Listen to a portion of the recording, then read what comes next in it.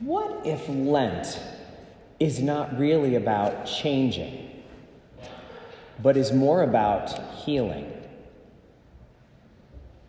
If Lent is all about changing ourselves, then it's kind of a self-help project.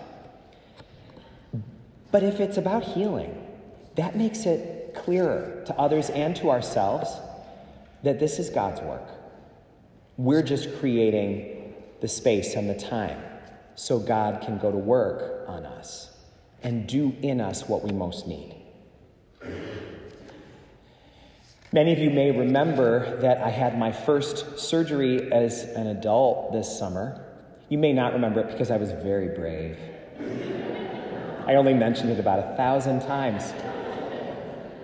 I had a hernia, and it wound up being a double hernia, so I had it taken care of in July.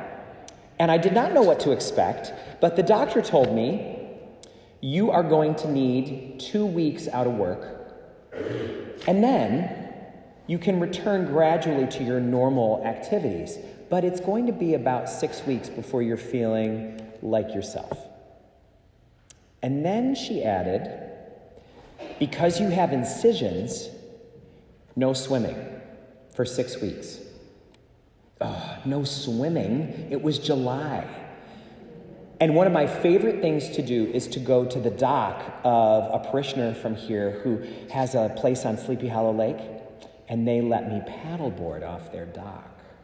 Another of my favorite things to do is to go to Hannah-Croix Falls in New Baltimore, where there's this beautiful waterfall with a lagoon at the bottom, and I go swimming there as often as I can. I was told for 6 weeks, you can't do that because your incisions are healing from the inside out, and you don't want any bacteria to get in there and cause an infection. 6 weeks, I was told. 40 days. Interesting, isn't it?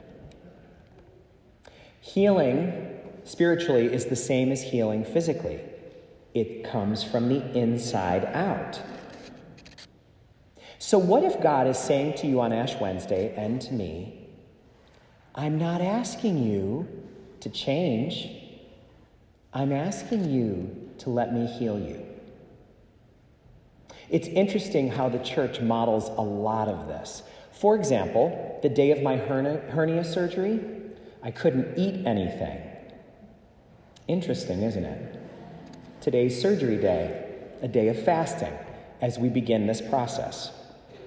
I was told that I was going to need more rest than normal. And we're told the same thing at Lent, that we should be resting with God more for the next 40 days. We have a number of doctors in our parish, and all of them would say the same thing. It is not a doctor who heals you. Doctors don't have the power to heal. Only God can do that. Doctors put us in the right situation in order for healing to take place. So what a doctor does is if there's something in us that doesn't belong, they take it out. If there's something missing, they put it in. They get us in the right position, and then they create the conditions for us to rest so that healing can happen. Doctors aid in healing. They participate in healing, but they don't do it. No one can heal someone else. Only God can. It's interesting because this is exactly the image of the church that Pope Francis uses. He says that the church is a hospital. But then he goes further to describe it with more detail. He says the church is a field hospital after a battle. When you come into church, everyone around you is laying around wounded and bleeding, whether you can see it or not. And the church's job is to create the space where God can come and stop the bleeding. So the question that ought to be asked is, where does it hurt? There are other things for our well-being that need to be tended to, but you don't go out on a battlefield and ask people about their cholesterol. That's for later. The church always begins by saying, where are you hurting? Where are you bleeding? Where are you losing life right now? That's what this is all about. And what's so beautiful is, once we realize that that's what this is about, the judgments start to fall away. We don't feel so judgmental about ourselves or each other because we realize this is about healing. All of us have our own wounds, and they're internal. We don't know what they are.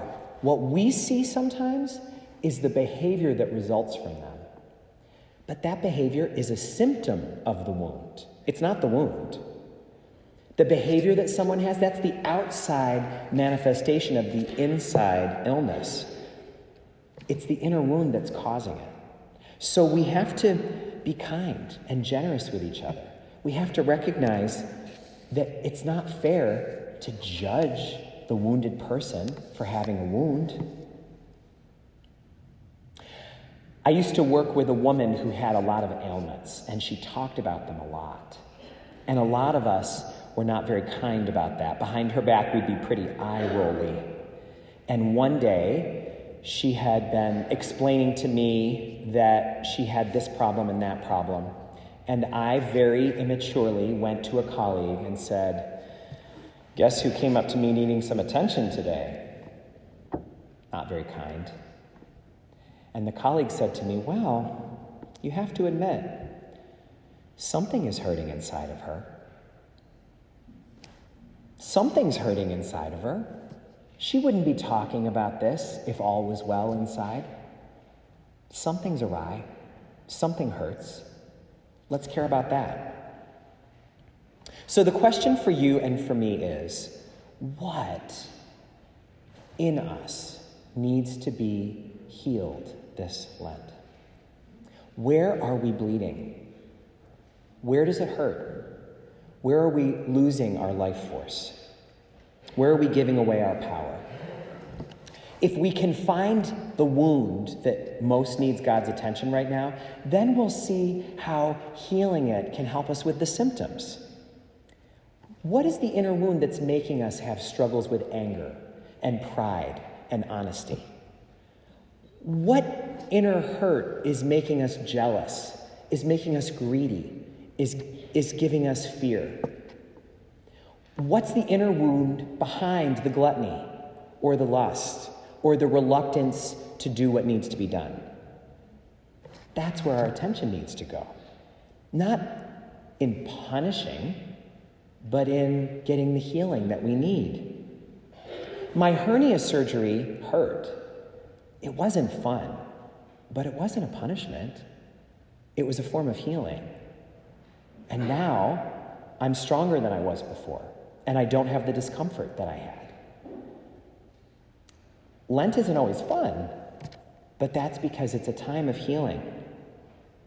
This is where we allow our souls to get the rest and the attention that they need, so that when Easter comes, we can truly experience it to its full. What's amazing is, during these next 40 days, the earth is going to be doing what we're doing inside. You're going to watch it happen. Because next month comes the official start of spring. And then in April, when Lent is ending, the daffodils are going to be up.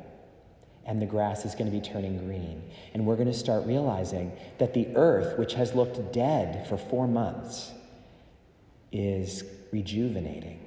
That there's been healing going on inside. And that new life is ready to burst forth. So that's our work. The next 40 days are not a punishment. They're about healing.